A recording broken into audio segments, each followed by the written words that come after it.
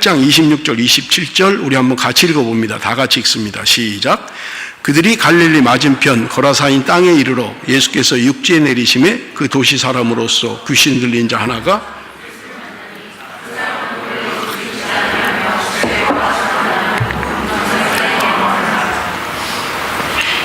옷도 입지 않아요. 집에 있지도 않아요. 자해를 하고 소리를 지르고 사람들이 무서워서 곁에 가지를 못하는 거예요. 흉악한 거예요. 누가복음 8장 29절 30절 이는 예수께서 이미 더러운 귀신을 명하사 그 사람에게서 나오라 하셨습니다. 귀신이 가끔 그 사람을 붙잡음으로 그를 쇠사슬과 고랑에 매어 지켰으되 그 맨 것을 끊고 귀신에게 몰려 광야로 나갔더라. 예수께서 내 이름이 무엇이냐 물으신즉 이르되 군대라 하니 이는 많은 귀신이 들렸습니다. 여러분, 귀신은 하나만 들어가지 않습니다. 여럿도 들어가요.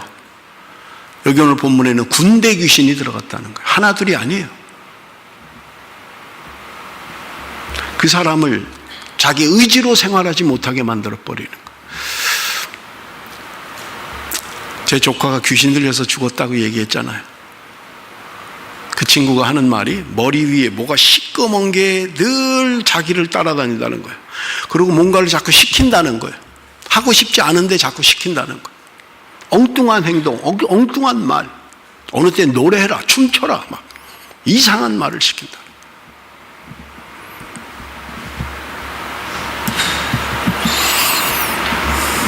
그 교도소에서 사역했던 그 박장로님이 간증하는 걸 제가 들었어요. 귀신이 하는 거예요. 죽여라. 문을 열면 거기 도끼가 있으니까 도끼를 꺼내서 죽여라. 자꾸 얘기하는 거예요. 도끼를 꺼내서 자기 아버지 죽이고 엄마 죽이고 형수 죽이고 교도소에 끌려왔는데 누가 시켜서 그랬다고 그러는데 경찰도 안 믿고 검사도 안 믿는 거예요. 그게 누구냐 도대체. 누가 너를 시켰냐 모른다는 거예요. 그러니 그걸 어떻게 믿어요? 경찰이 어떻게 믿을 거예요? 검사가 어떻게 믿을 거예요? 누가 시켰대요? 자기를 죽이라 그랬다는 거예요. 누구냐? 모른대요. 그 장로님이 얘기하는 중에 이상하니까 생긴 거는 전혀 죄를 지을 사람이 아닌데 뭐 교도소에 오래 있는 사람들은 이게 얼굴을 보면 대충 나온대요. 죄 질 사람인지 아닌지. 근데 얼굴을 보면 전혀 죄 질 사람이 아니라는 거예요. 하도 이상해서 장로님이 불러가지고 너 어떻게 된 거냐? 똑같이 얘기하더라는 거예요. 누가 시켜서 죽였다는 거예요. 이 장로님은 그래도 장로니까 영적인 감각이 있는 거예요. 너에게 얘기한 그게 지금 이 안에 있니? 그러니까 이 친구가 저기 있네요. 장로에 보니까 아무것도 안 보이는 거예요. 이 친구는 보이는 거예요. 저기 있네요. 자기에게 죽이라고 시킨 정체가 저기 있다는 거예요. 지금 위 안에도 있다는 거예요. 저기 앉아 있네요.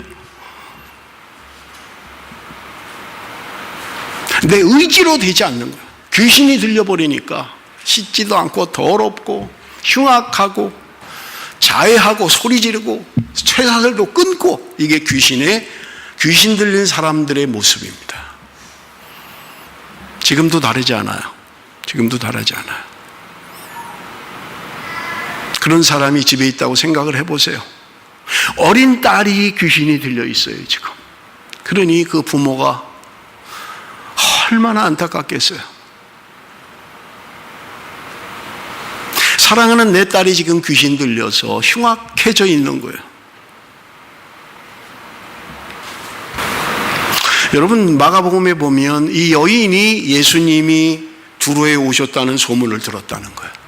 이미 들은 소문은 예수님이 귀신을 내쫓았다, 병든 사람을 고쳤다, 죽은 사람이 살아났다 소문을 들은 거예요. 그 소문을 들으니까 이 어머니가 저분에게 가면 내 딸이 고칠 수 있을 거다. 저분에게 가면 내 어린 딸이 귀신에서 노임을 받을 수 있을 것이다 하고 나와서 소리를 지르고 있는 거예요. 여러분, 몸이 아프면요, 병이 난 사람들은요 공통된 특징이 있습니다. 낫고자 하는 데에 대한 열망이 누구나 다 갖고 있지만 누가 뭐를 먹고 낫다 하면요 그거 먹어야 돼요. 그거 안 먹으면 큰일 나요. 무슨 수를 써서라도 먹으려고 하는 거예요. 더군다나 중병이 들었어요. 죽을 병이에요. 그런데 누가 뭘 먹고 났다. 그럼 그거 난리 나는 거예요.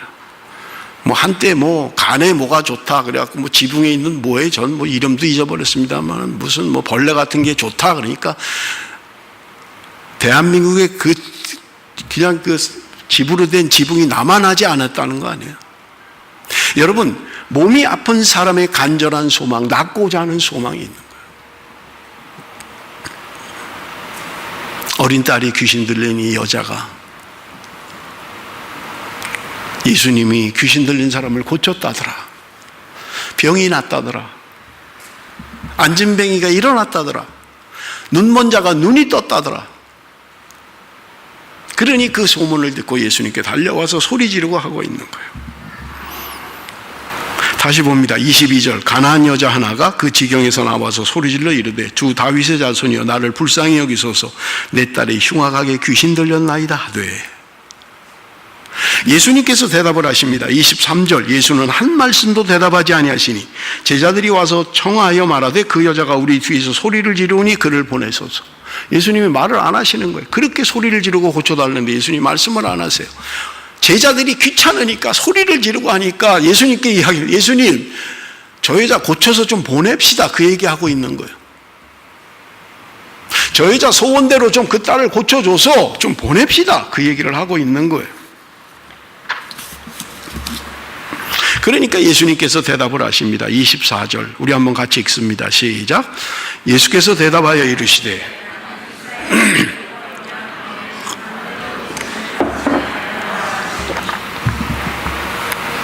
예수님께서 말씀하십니다. 나는 이스라엘 집에 잃어버린 양 외에는 다른 데로 보내심을 받지 아니하였노라. 무슨 말이에요? 못 고치겠다는 거예요. 못 고치시겠다는 거예요. 나는 이스라엘의 잃어버린 양들에게 관심이 있다는 거예요. 하나님의 택한 백성들인 유대인들에게 관심이 있다는 거예요. 그래서 지금 이방 여자, 그 가나안 여자인 그 헬라인, 수로보니게 여인 관심 없다는 거예요. 예수님이. 참 매정하지요. 어떻게 이렇게 말씀하실 수가 있어요?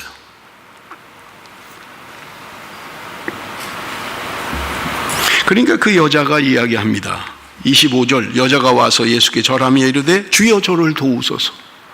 관계없다라고 하는데도 그 여자가 와서 주님 저 고쳐주십시오. 내 딸을 좀 고쳐주십시오. 그러니까 26절에 예수님의 대답은 아주 치명적입니다. 여러분 우리 한번 같이 봅시다. 26절 다 같이 시작. 대답하여 이르시되 자녀의 떡을 취하여 개들에게 던짐이 마땅하지 아니하니라. 전에는 그래도 좀 온유한 표현이었어요. 나는 이스라엘의 잃어버린 양들에게, 내가 잃어버린 양들에게 관심이 있다. 너는 나하고 상관없다 그랬는데 지금은 뭐라 그래? 그래도 와서 도와달라고 하니까. 자녀의 떡을 개들에게 던지는 거, 주는 거 마땅치 않다. 그 여인을 개라고 표현하고 있는 거예요. 이 표현의 직설적인 표현은 그런 거예요. 난 너한테 떡 못 줘. 내가 왜 개한테 떡을 줘야 되는데 그 얘기를 하고 있는 거예요. 예수님이 마태복음 10장에도 제자들을 파송할 때 이야기하셨어요. 너희들은 잃어버린 이스라엘의 잃어버린 양들을 찾아 전도하라고 이야기했던 거예요. 자, 그렇다면 예수님은 정말 하나님의 택한 백성들에게만 관심이 있고 다른 사람들은 관심이 없는가라고 하는 거예요. 그런 것 같아요. 이렇게 모독을 줄 수가 없어요. 이렇게 비인격적인 말을 할 수가 없어요. 지금 개 취급하고 있으니까요. 그런데 여러분 여기 개에게 주지 않는다라는 표현에 조금 주의할 게 있어요. 여러분 헬라어의 개는 두 종류의 개가 있습니다. 하나는 뭐냐면 들개예요. 들개.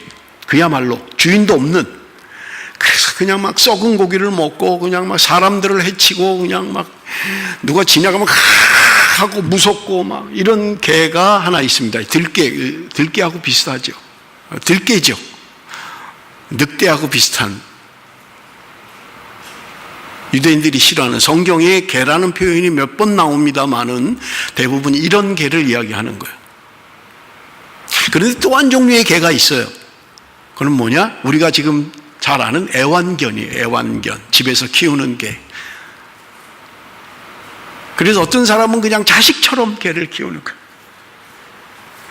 일부 예배 때 김시경 집사님 가족이 남았는데 그 개를 키우고 있잖아요. 웃더라고요. 잘 아니까. 개가 자식이에요. 그냥 같이 자요. 막 그냥 침대에서 같이 먹어요. 그냥 막. 아우, 우리는 진짜 체질에 안 맞아요. 어떻게 개를. 개는 개지. 그걸 뭘 끌어안고 침대에서 같이 자고 쪽쪽 빨고. 아우, 우리는 못해요. 뭐 개가 개지. 그걸 뭐. 물론 여기서 말하는 것은 들개를 말하는 건 아니에요. 예수님이 개라고 표현한 건 애완견이었어요. 그렇다고 해서 개가 사람 되는 거 아니잖아요.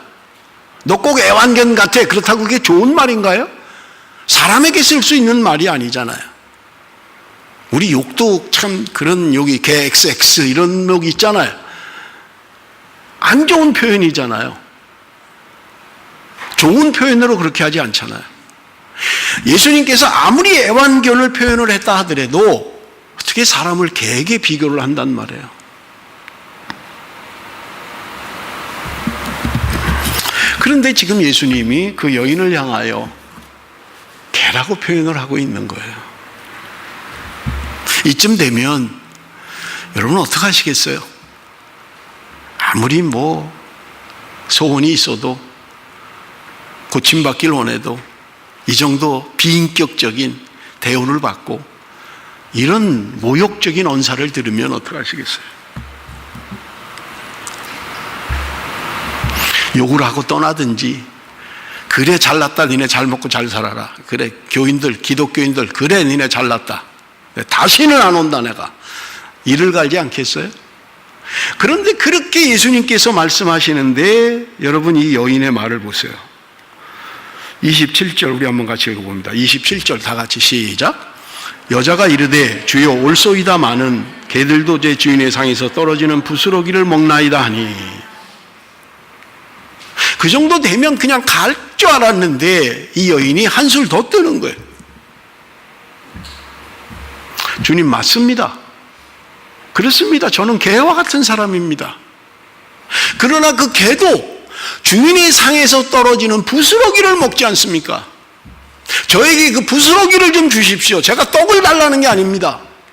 주인의 상에서 대접받겠다는 게 아닙니다. 그냥 상에서 떨어지는 아무도 안 먹고 그냥 개나 집어먹는 그 부스러기, 그 흘린 음식, 그거 주십시오. 그거 맞습니다. 저는 개입니다. 그러니까 그 부스러기를 좀 주십시오.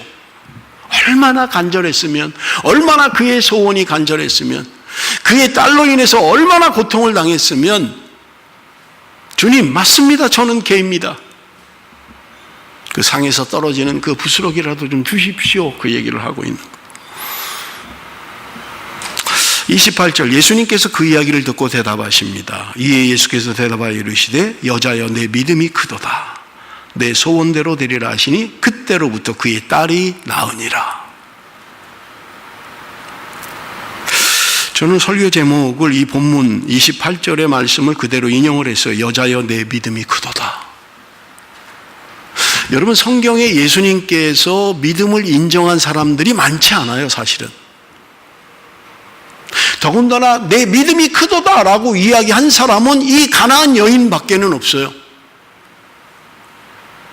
물론 세례 요한을 향해서 예수님이 세례 요한보다 큰 자가 없다라고 말씀하시긴 했지만 칭찬 들은 사람이 몇 안 된다고요.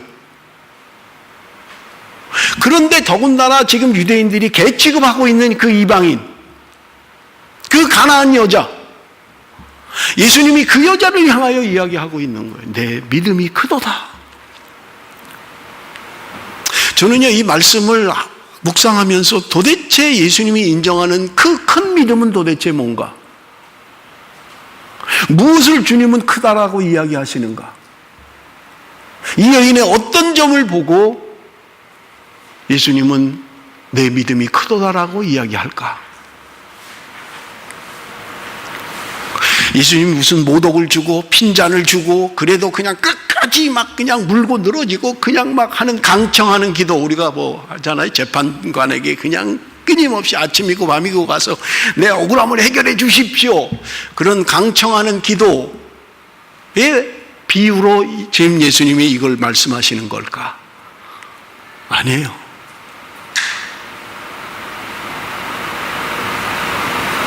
여러분, 우리가 성경을 보면 예수님께서 지금 두로와 시돈 지방을 가셨다가 다시 갈릴리로 돌아오셨어요. 다른 사건이 없어요. 그렇다면 예수님은 지금 여행 간 게 아니라고요. 지금 목적을 가지고 갔던 거예요. 두로 시돈을 분명한 목적을 가지고 가신 거예요. 근데 거기서 무슨 뭐 병을 고쳤다, 누굴 만났다 하는 게 없어요. 그 여인을 만난 거예요. 그리고 귀신 들린 거린 딸을 고쳐주시고 그 먼 길을 또 그냥 오셨다고요. 그렇다면 주님이 분명한 목적과 의도를 가지고 두로와 시돈을 가신 것이 아닐까? 그 여인을 만나기 위해서. 그리고 그 여인을 만났을 때 그렇게 모독적인 말을 하고 핀잔을 주고, 여러분 여기에 포커스를 자꾸 맞추면 안 돼요. 우리도 이런 뻔뻔스러움이 좀 있어야 됩니다. 여러분, 주를 위해서 소나무 하나를 뽑고 그냥 강청을 해서 그냥 막 때를 쓰면 막 주님이 응답하십니다. 그거 말씀하려고 하는 게 아니잖아요. 여러분, 예수님의 사역을 지금까지 보면 예수님이 전도하고 만나고 병을 고치고 한 사람들이 유대인들이에요. 유대인 땅에 계셨어요. 아까 지도 보여드렸잖아요. 갈릴리 지역에서 주로 사역을 하셨던 거예요. 그런데 두로와 시돈이라고 하는 지방은 이스라엘이 아니에요. 그들이 개취급하는 이방 땅이라고요. 이방 땅에 있는 이방 여자예요. 그런데 주님이 거기까지 가셔서 그 여인에게 내 믿음이 크도다 이렇게 이야기하는 거예요. 어떤 믿음이 큰 믿음일까? 주님의 칭찬을 받는 이 큰 믿음은 도대체 무엇일까?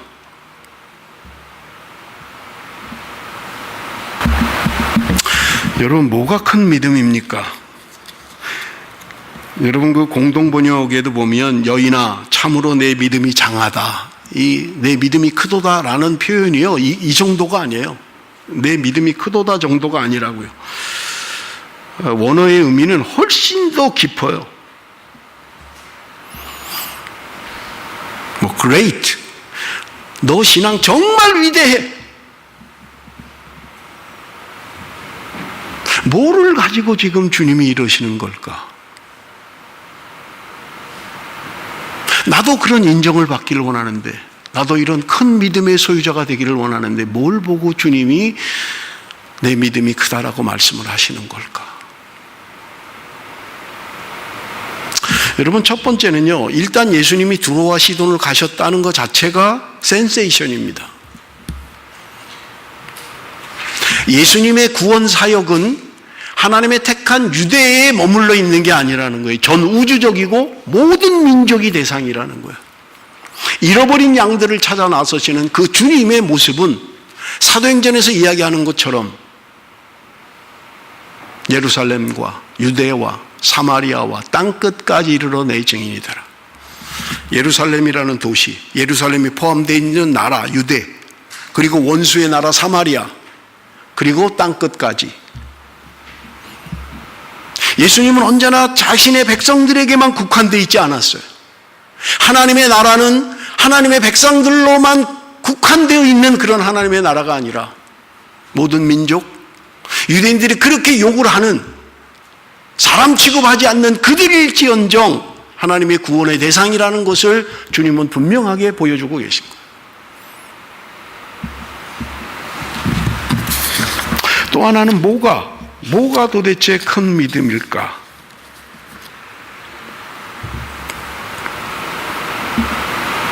여인이 한 말이라고 하는 것은 예수님의 말씀에 자기를 인정했던 거예요. 너 개야 라고 할 때 맞습니다 주님, 저는 개입니다 라고 했던 거예요. 자기가 누구인지를 분명하게 알았어요, 이 여인은. 그리고 인정했어요. 그렇지만 그 개도 주인의 상에서 떨어지는 부스러기를 먹지 않습니까? 내가 하나님의 택한 백성으로 대우를 해달라는 거 아닙니다. 내가 그런 영광의 자리를 소망하는 게 아닙니다. 맞습니다. 저는 개 같은 사람입니다. 그러나 그 개도 주인의 상에서 떨어지는 부스러기를 먹는 것처럼 그 부스러기의 은혜를 저에게 좀 주십시오. 그 얘기를 하고 있는 거예요. 여러분, 신앙의 시작이 무엇입니까? 신앙의 시작은요, 자기를 아는 것부터 시작이에요. 내가 누구인지를 알아야 돼요. 사도 바울을 보십시오. 그는 이름이 사울이었어요. 부모들이 낳았을 때 너는 세상에서 가장 큰 자가 되어라, 그렇게 이름을 지었다고요. 그런 꿈을 가지고 그런 비전을 가지고 공부를 했고 최고의 문화에서 공부를 했어요. 그 당시에 로마의 시민권을 가지고 있었어요. 누가 봐도 1등 신랑감이에요. 대단한 소유자입니다. 그런데 그가 예수 그리스도를 만났을 때 세상에서 가장 큰 자라는 이름을 버리고 세상에서 가장 작은 자라는 이름으로 바꿨어요. 그는 고백하기를 내가 죄인 중에 괴수입니다라고 고백했다고요. 그렇게 괜찮은 사람이, 누구에게든지 자신 있는 사람이, 누구에게든지 내놓을 만한 사람이, 나 이런 사람이요, 나 가말리엘 문화에서 공부했어, 뭐 그냥 우리말로 한다면 나 서울대학 출신이요, 나 하버드 출신이라고.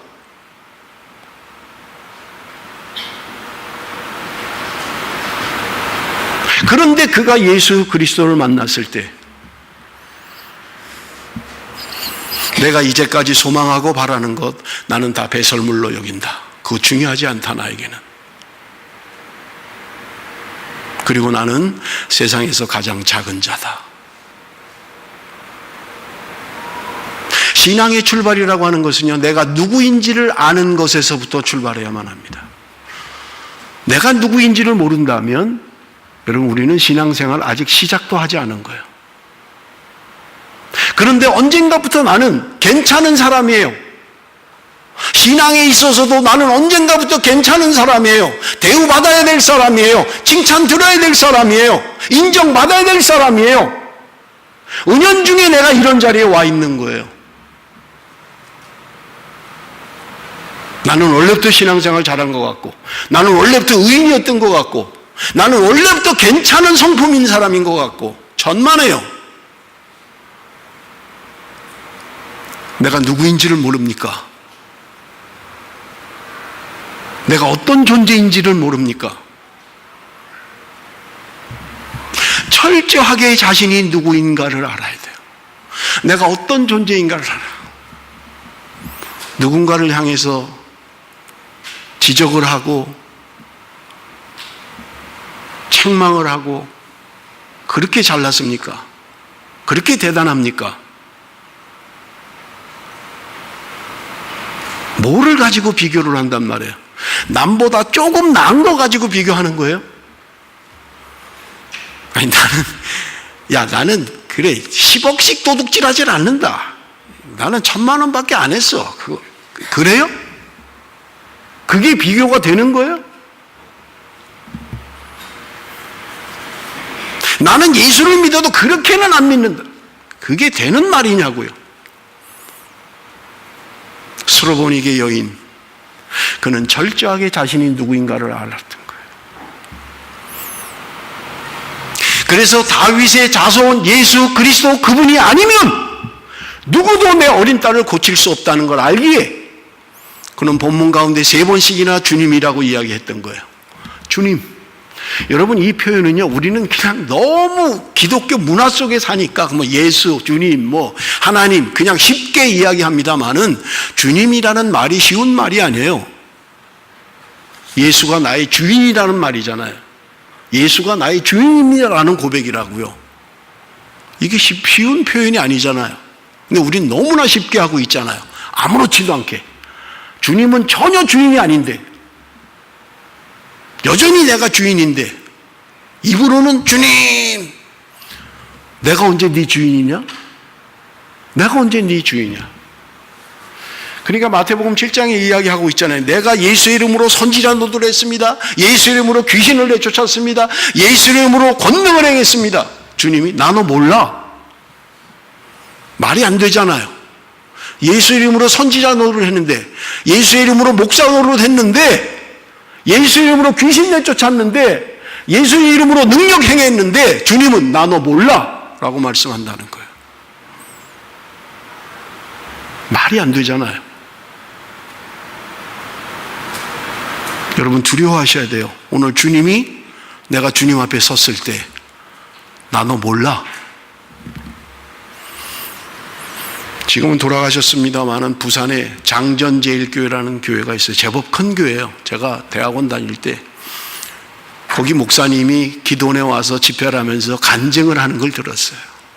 이름도 이제는 잊어버렸습니다마는 그때는 상당히 유명한 목사님이었어요. 부산 지방에서는. 이분이 무슨 얘기를 하냐면요, 어느 날 꿈에 천국을 간 거예요. 천국을 갔는데 천국 입구에서 자기를 모른다는 거예요. 그래서 이 목사님이 아니 잘 보세요. 제 이름 있을 거예요. 이 사람이 네 이름 뭐라고? 김 뭐? 없는데? 이렇게 된 거예요. 그러니까 이 목사님이 순간 당황한 거예요. 내 이름이 없다고? 천국에 내 이름이 없어요? 아니 내가 장전제일교회 담임 목사 아닙니까? 내가. 그래? 아니 내가 주기도문을 알고 십계명을 알고. 그러니까 거기 있는 사람이 한번 해봐 그러더래요. 주기도문 한번 외워봐.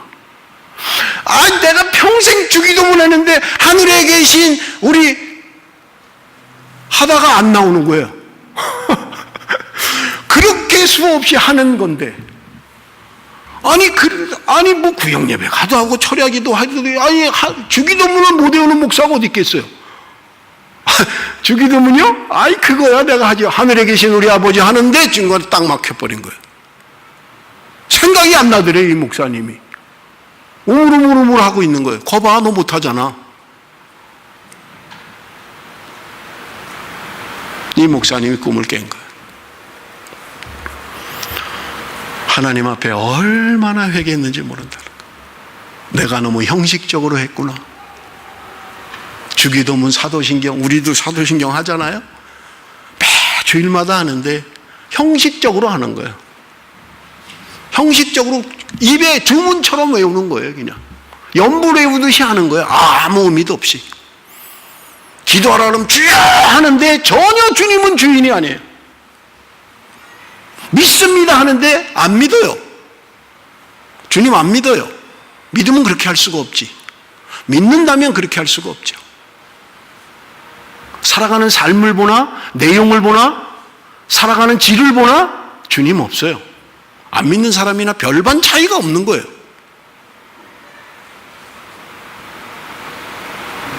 믿는다고 하는데 진짜 믿지 않는 거예요. 여러분 이 수로보니게 여인이 자기 자신을 알았던 거예요. 내가 누구인지를 알았던 거예요. 철저하게 자기를 알았던 거예요. 나는 죄인입니다. 그렇습니다 주님. 맞습니다 주님. 저는 구원받을 만한 자격이 없고요. 주인의 상에서 음식을 먹을 만한 자격이 없는 거 저도 알고 있습니다. 그러나 주님, 개들도 부스러기를 먹지 않습니까? 그 부스러기 은혜를 저에게 좀 주십시오. 그때 주님이 하신 말씀이 여자여 내 믿음이 크도다.